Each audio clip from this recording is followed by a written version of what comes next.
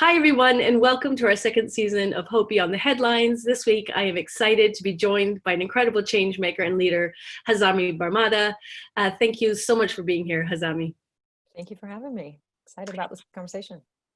All right. Well, the reason I'm so excited to have Hazami here is that she's just the most incredible innovator. She's bringing really new approaches to the way we communicate and our understanding of development and power. She's got a long background in finding solutions to complex global problems. One of these was the Global People Summit, which is an online space for people to come together and build community and influence global agendas. And most recently, the Finding Humanity podcast. I've been listening to it and it goes into such incredible depth. So even though I've been working in some of the countries she features for decades, I learn new things every time. And the leaders are inspirational, ranging from people you've heard of, the elders, to disability activists on the ground. So I really encourage everybody to have a look at Finding Humanity podcast.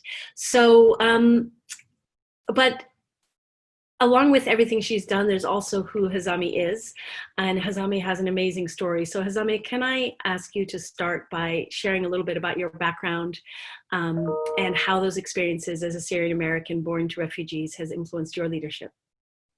Well, thank you so much. Yeah, and I think one of the biggest learnings from my own background is that everyone has a story. Every single person that we cross paths with has a unique story. And my own exposure, I always say that I've experienced the best and the worst of humanity against each other. I mean, I did grow up looking at injustices on so many levels in Syria, with poverty, with lack of access to education, lack of access to adequate healthcare and politics.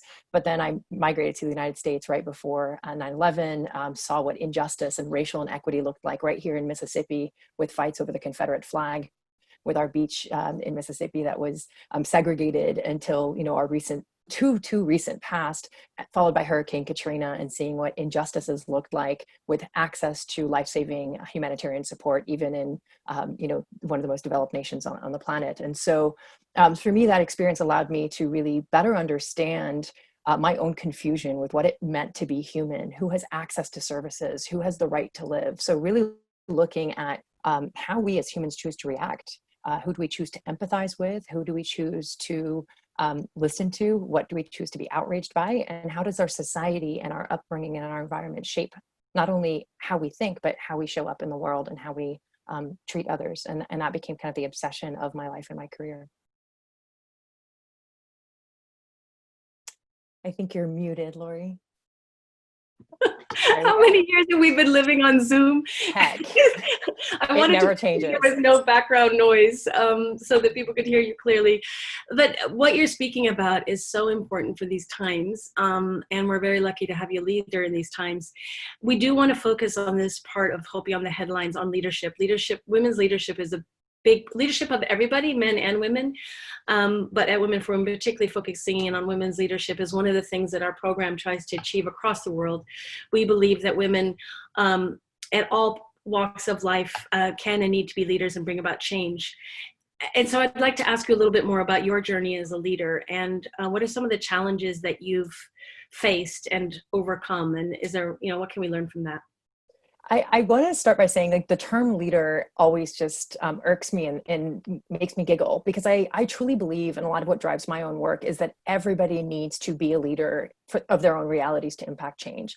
And so really thinking about disruptive systems, really thinking about democratizing access to leadership in a way that we cannot transform societies. We cannot end injustices, social injustice, political injustice that cripple all of our societies, whether it's domestic violence, whether it's what gives way to abusive behaviors or racism or phobias of all types, without transforming our societies, which means leadership has to be in and among our communities. It has to be something that influences the way we think. And I don't necessarily think that there's an appropriate gendered lens to leadership, but I do think that navigating uncertainty has been one of the biggest challenges, not only of my career, but one of the biggest learnings of my career. Oftentimes we think of leadership as providing tools, providing direction, providing output. So it's very tangible. But the reality is society is so unknown. The systems that we need to sustain our growth, the systems that we need to create more equity in the world, we don't have. And so a big part of what I try to do now and how I now see leadership is dismantling this idea that there is a solution. It's really about investing into the confusion. swimming in it, figuring out what's not working, why is it not working, interrogating our own perspectives, our biases, our assumptions that we have on society and systems. And I think that women do that well because we're confronted with so much uncertainty, because we don't have these predefined structures that we fit into. So often, even when we see kind of people climbing up the ladder, as they say, you still have to figure out how to do it. And so along that path, you learn to trust the uncertainty. You learn to be okay with not having a direction, which for a lot of people is very unearthing and confusing. And so leadership for me, as I would define it where I am today, is the ability to not only navigate the uncertainty, but to adapt and then get the courage and the trust from others around you to adapt with you, because leadership does require you adapting collectively, or else you're going to be at the front trying to lead a mission or an agenda, and then everyone else is going to be behind you. And that's not leadership. That's the leadership that and I say leadership that we have today, where we think that there's quick fix solutions to the problems that we have. And the reality is we're not solving problems, we're solving symptoms of problems, which are never going to eradicate the root causes, which keep rebirthing themselves in very ugly ways. So I think you've answered this, but maybe you could pull it out for me, because as you were speaking, I was both inspired but also exhausted. Just notion. I know there are no solutions out there that are some magic solution at the same, and we're navigating chaos every day right now. And as you say, men and women in particular have had to navigate it, and we feel that especially now. But just pull out for us a little bit more. What do you hold on to feel supported in that? You've talked a little bit about not being alone, not going out front, bringing people with you, but tell us a little bit more personally, what keeps you going? Because that does sound a little bit scary, not having any solutions and everything always being unquestioned and having to figure it all out. And it's interesting because I do get asked often about how I stay hopeful. And you mentioned the podcast earlier. In the podcast, we dig into some of the darkest stories in our societies, including human trafficking, including organ trafficking, looking at ethnic cleansing, looking at people who've literally lived in essence, the saddest parts of our failed collective consciousness as humans, and creating these spaces that in essence allow a few to thrive at the expense of majority of the world that is literally working as we speak in sweatshops, for example, to create and fabricate the clothes that we're wearing. We're all complicit in some way in the devastation that cripples our world. And so that accountability piece has constantly come up for me, is how do we create shared accountability where we realize that our humanity is interconnected? And that's where I get hope. I get hope because I'm not the answer, nor are you, nor is one organization, nor is the UN, nor is anything. It's us collectively realizing the small, tiny bit that we play, and that collectively creating a shared vision for progress is where you start to shift a society. So there's something so empowering about diving into the complexity, because in it you realize you're not the hero. We should stop lifting up this idea of heroes and heroines in our societies, because we don't need heroes. We need a shift of consciousness of how we show up in the world as individuals. And so really shifting this idea of leadership, really shifting the sense of what is my responsibility, and not taking the burden of the failures that we see each and every day. And I mentioned the podcast. In the podcast, some of my conversations have been with people where sometimes you hear these stories and you're just like, oh my goodness, I wish there's something I can do. Well, I am doing something. I'm sharing the story, right? And so I think it's getting us to realize, what do we care about as individuals? What are you passionate about? What do you already do well? Because that's the only way that we're going to fight the apathy that is birthed out of this sense of helplessness, which is what most people are currently swimming with right now. It's beautiful. So I hear in that so many things, and these are things we've talked about in the series. One is, be the change you want to see. And so don't think you have to solve the entire picture, but be the solution. But don't make that individualistic. Think of, for me, spending so much time in Africa, Ubuntu, like we are ourselves through others. And so be the change you want to see isn't an individualistic exercise. It's about, how are you accountable? How are your actions, what you purchase, how you treat people around you, how I, as a white American, take responsibility for the history of my country. So it's not a sort of just, I'm going to be okay in my little house, but I'm going to be okay in the world that is around me. And that it's a chaos theory. On the other side of complexity is simplicity. And so if each of us in that web do that, we will bring about something that you've called, so I want to ask you about this now, an empathy revolution. Can you tell us a little bit about what you've been doing with the Finding Humanity podcast about empathetic leadership, dialogue, collective action? What is this global empathy revolution? Yeah, I mean, I think a big part of it is anchored in getting people to realize our interconnectedness. I think we understand it. Most people understand it. And with COVID, we've seen it's exacerbated. People are realizing that, you know, what you do matters. If you sneeze, it matters. And I know that's a very simplified way of looking at it, but every single decision that you make in your life impacts somebody, whether you know it or not. The products that we consume, the media that we consume, the thoughts that we carry, how we choose to show up, how we speak to people. Do you walk past a homeless person and completely overlook them? Do you purchase things without realizing if they're made in sweatshops or not? And so part of Finding Humanity, the goal of the podcast was to really take people to the heart of some of the most complex issues and peel back the layers to show our common humanity. At the end of the day, no matter how complex the problem is, it has strings that then tie into every single one of our lives. Everyone seeks love. Everyone seeks safety. We're all struggling to figure out how we can create purpose in the world. What is the purpose of life? What is the meaning of human connectedness? And that is stuff that we try to surface through the podcast. It's conversations around how do you make change accessible, but then also how do you destigmatize how challenging it is to actually solve these issues. Because when I look at the number, you know, we have almost 80 million people around the world that are currently considered displaced and refugeed. That's overwhelming. But if I can show you the story of Sana or of Nujeen Mustafa or of Sara Mardini, who are all refugees who have passions and desires and aspirations, and if they can then, in essence, help us understand how anyone could be a refugee, that's where the humanity starts to surface. And I think our politics right now are completely stripped of not only empathetic leadership, and I think there's a really big difference between empathy and sympathy that we do not understand as a society. Empathy is your ability to understand and to relate to someone, to be able to envision what would that be like if it was me. Sympathy is where I actually, in essence, feel sorry for you. I want to fix for you. I want to do for you. And there's a big difference. You can still empathize with someone and not necessarily feel the need to kind of own that story as your own.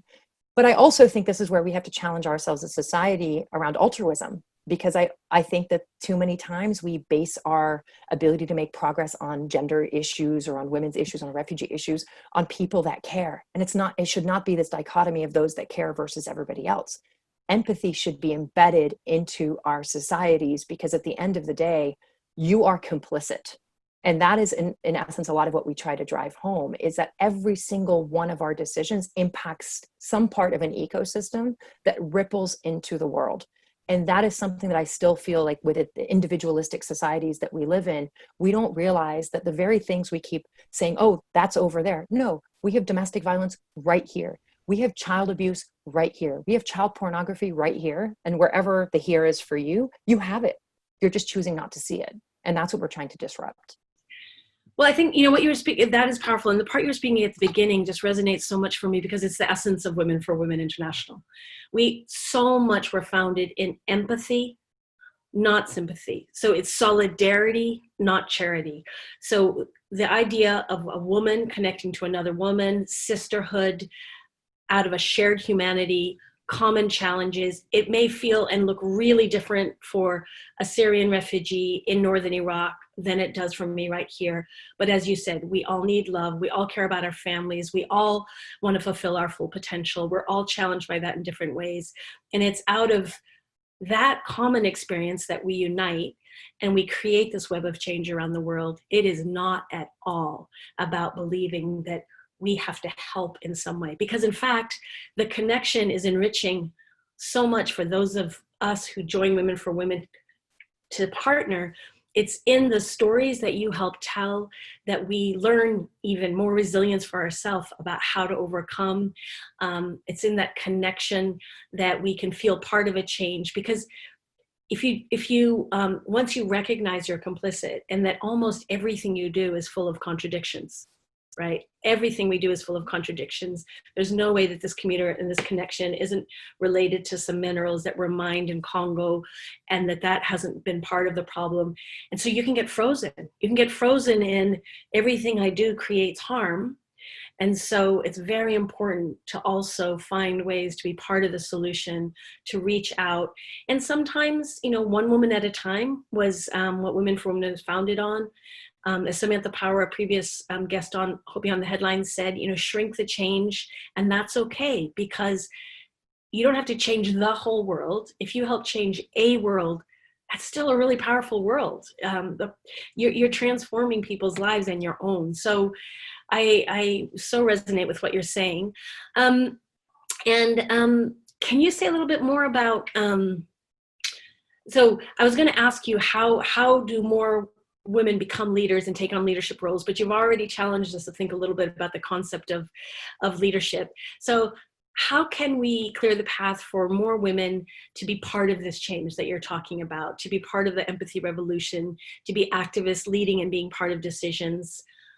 And I appreciate that question. And I constantly struggle with this dichotomy of men versus women's leadership, because I truly believe, again, back to the empathy and really being able to understand. I think that we attribute a lot of qualities to how men lead, and then we attribute qualities to how women lead. And so this idea that kind of this assertiveness, this divisiveness, this kind of get stuff done mentality lives in the realm of men. And you see a lot of women that climb up the ladders try to kind of adopt those behaviors in order to kind of make it in the ecosystem. And then on the other side, you have women's leadership with this idea of compassion and nurturing and empathy, and the ability to have conversation and curate space. And I really think that needs to be challenged. And it needs to be challenged because good leadership is good leadership, and we shouldn't have it be gendered. We're living in a world where we have multitudes of identities across race lines, across socioeconomic backgrounds, across genders, across identification, how I choose to show up. Again, the difference between sexuality and gender as a gender marker. And so I do think we need to challenge our perspectives on what it means to have good leadership that then has feminine qualities, which are more attached to nurture and collaboration and compassion, and also be able to take decisions, to have authority, to take risk, to be able to absorb and mitigate kind of the injustices we see around us, which do require kind of more of that assertive nature. But I don't think those exist in dichotomies. And I think that better leadership, we as consumers and as people need to hold our leadership accountable to be better leaders, period. Having women, and I speak to this often, and it is challenging to some people, but having women in power positions does not mean that we create empathetic leadership. I have had some of the most hard bosses I've ever worked with are women, because they fought their way up a ladder and they are in a position where they need to hold on to that power, and the world is in essence working against them the more senior they get. And so they do start to reflect and mirror masculine leadership qualities. And so I do think that's where I constantly try to push us to think about, what does it mean to be a better leader? What does our society need, and how do we create it? And I think a big way to do that is to just more people just taking the risk and doing it. There's a saying that I love, which is, we wait for leaders to come rescue us instead of becoming leaders and rescuing ourselves. And true leadership and true transformation happens at a grassroots level. If you think historically, every system of oppression we've ever dismantled has happened among citizens and people and individuals who step up and say, enough. Yeah. And eventually systems start to reflect that change. It very, very, very rarely happens from the top down, not because people in the top are failing, but because they don't have the power to influence the system. I think we give too much power to what I call leaders that are authority figures, and we don't have enough distributed power. And we're the ones who are giving it away. Every single one of us chooses to give it away. And leadership is where a lot of us can then step up and say, no, I'm part of this power dynamic, and here's what I'm going to do about it. We don't need permission. Women ask for permission a little too much. Do it. You don't need to be authorized to lead. Yeah. Hazami, look, I agree with you on a lot of it. I agree with you.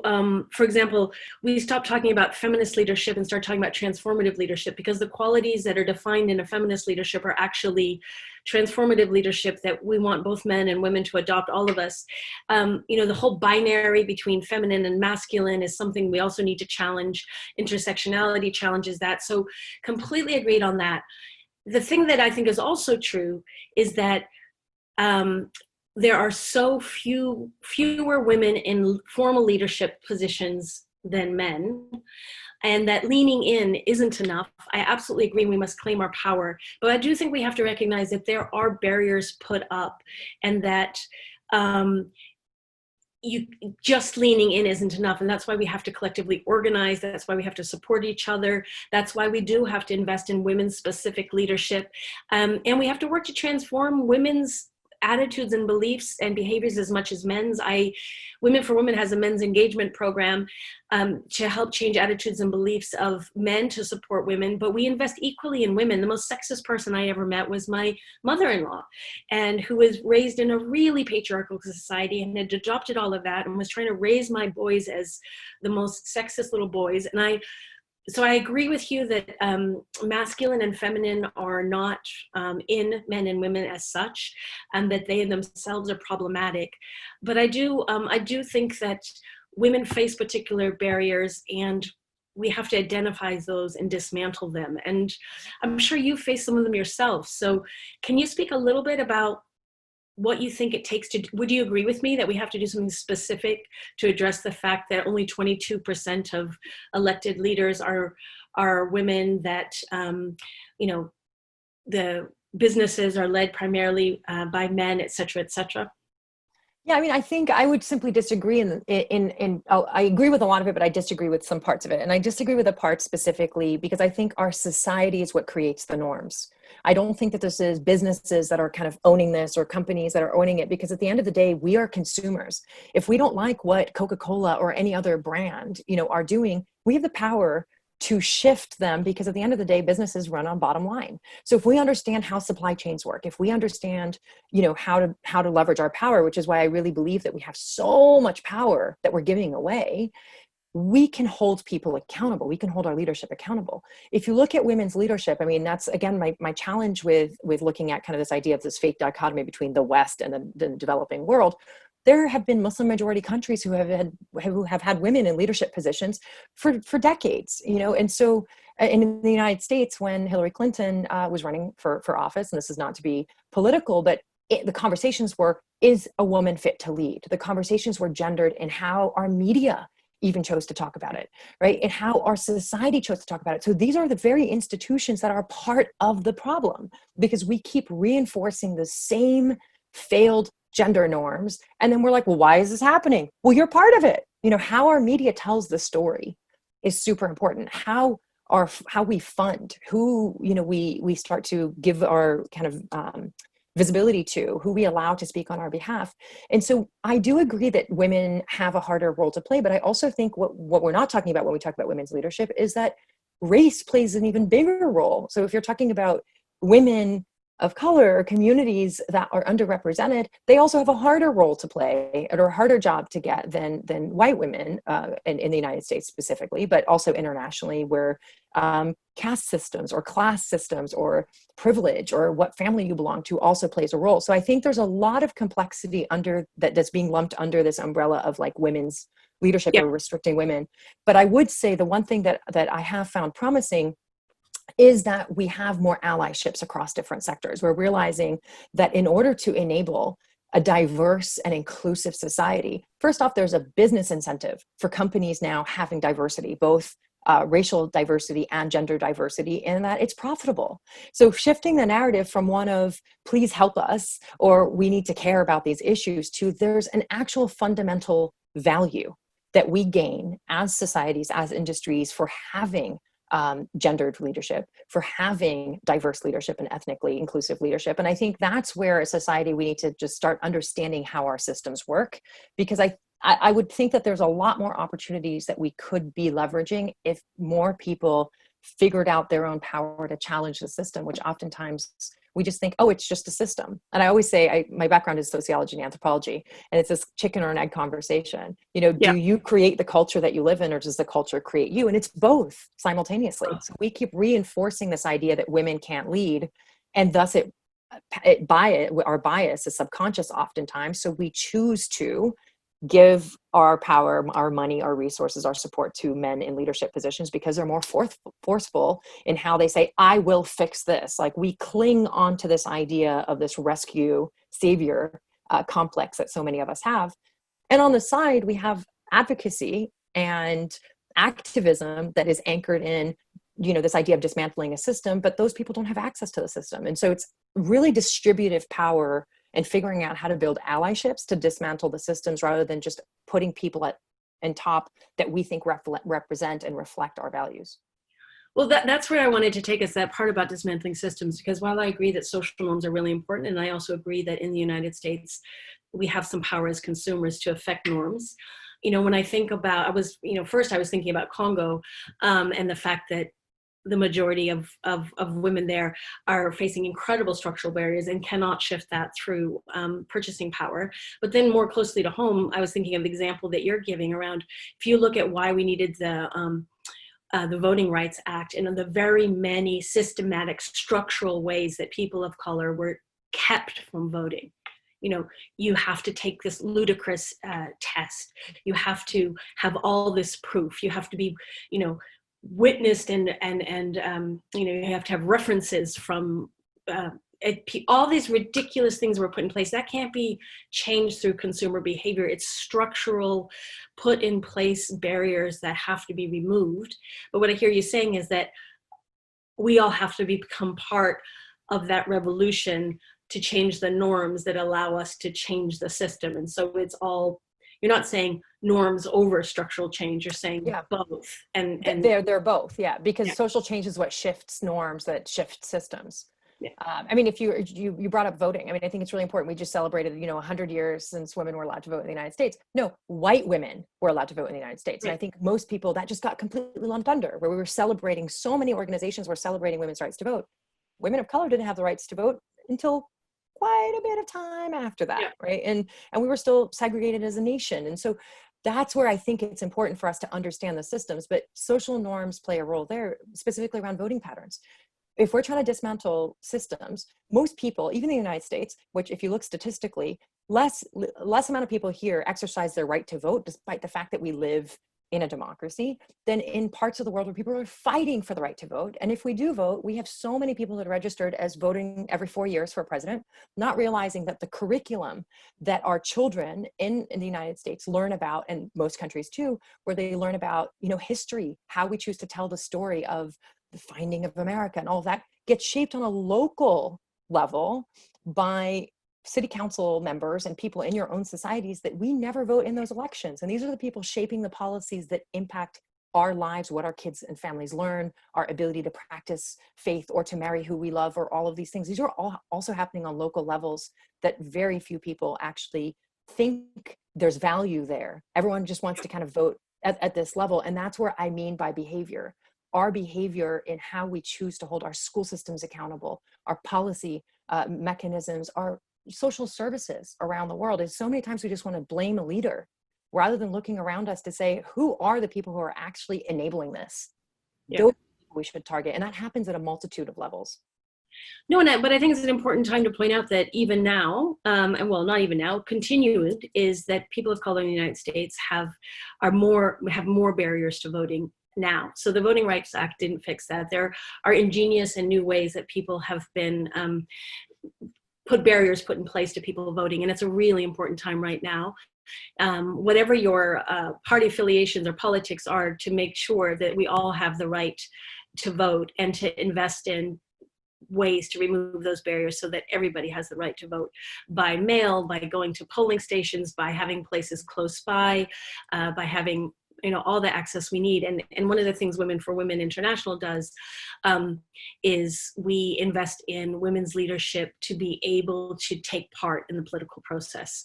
And I think it is depressing to me that we still have to do that work in the United States, but we do. And so Women for Women International does that in Congo or in Afghanistan, making sure that women know their rights to vote and know how to access voting and can participate in the political process. And that work is still important here in the United States as well. So, if I may, I know we're dwindling on time, but I mean, the Humanity Lab Foundation, which is the nonprofit I run, we're apolitical. And everything I talked about, I would even consider myself apolitical. I look at our ability to influence policy and politics as fundamental, basic human rights, because the people in positions of power shape the outputs of billions of lives. And through the Humanity Lab, we are not focused on the United States at all, nor is my personal work. Most of our work is international. And a big challenge that we constantly come across is that we make human rights issues, we make humanitarian issues political. And at the end of the day, there is nothing political about human dignity. There's nothing political about freedom and justice and liberty for all people. And so I think, again, our systems are what allow us to help shift that system, because donors, oftentimes the biggest and ugliest challenges that we need to take in our world, donors are like, oh, that's too political, can't touch this, but I want to invest into this, bow-tied program over here. That's what I meant by, our systems need to change, because at the end of the day, we allow ourselves to scapegoat important issues and set them to the side and say they're too complex because we just label them as political. But again, I will stress gender equality, human rights, human dignity, equality and equity, which is different than equality, should not be a matter of politics. These should be fundamental human values that we want for ourselves. And that goes back to the empathy thing, that we should also enable in other people. And you do have the power to change that in your everyday behavior. Beautifully said. Absolutely beautifully said. I want to conclude on one last question for you, and that is, what does the future look like if more women are in power? I think with everything that you said. Yeah, I think we're at a crossroads in history. We can either choose to kind of go down this dark path of why are we here, or we can choose to just disrupt it and transform it and do a breakthrough. And I truly believe that with now more and more people stepping up, more women saying, I can lead, I should lead, I'm not going to wait for you to authorize me to lead. It's beautiful, because that's what creates the enabling environments for more people to realize that we do have the power to disrupt. We are giving away our power. And if we just collectively all start to own it, even if there are no political systems, create one. If there are no ecosystems around you, create one. And if you don't have the capacity to create one, then find 30 people or 40 people, create a tribe around it. I think there's just so much potential with where I'm sitting and looking at the world. Our mandate is to unlock human potential to catalyze change. And I see majority of the world is silent. Majority of the world doesn't know how to be of value. And my life mission is to contribute to helping people not only see their value, but equip them with the resources, the networks, and the tools to actually dismantle systems. But I don't want to waste our time dismantling systems. Create ones that work. So let's move away from this fixing to the creating. And I think we're at that crossroads right now where we're realizing it doesn't work. Figure out how to fix it, and let's do it. We got the power, we got the passion, we have the knowledge. 7 billion people on this planet, for crying out loud. There are beautiful humans that have systematically been left out of the process. And now is our time to completely disrupt that. That's beautiful. And we have such great examples. The people who started the Me Too movement, the people who started Black Lives Matter, the people who started Girl Trek, which is something that's been inspiring me recently, where two women who went to school together and wanted to get women out there walking for their health now have almost 1 million women who are walking together, listening to podcasts, getting conscientized, organizing. And so, when the founders of Black Lives Matter started, they didn't realize it. We're creating a foundation for a movement that could potentially transform us into a whole new era of history. They went out and did what they could, and that's really created a foundation for a much better world. So, and you are doing that too, Hazami. I have been inspired by what I've heard today, but also from what I've seen in your podcasts. And it is such a pleasure to be able to speak to you, to share some of your thinking with the supporters of Women for Women International. And for all of you out there who've joined us, thank you very much for joining our conversation. If you, like me, love hearing from women leaders and activists, make sure to keep tuning in to Hope Beyond the Headlines here and on Instagram and Facebook. Hazami, Thank you. Thank you so much. And for all of you out there, do it. Don't wait for authority. Do it. All right. Thank you, everybody. Bye-bye.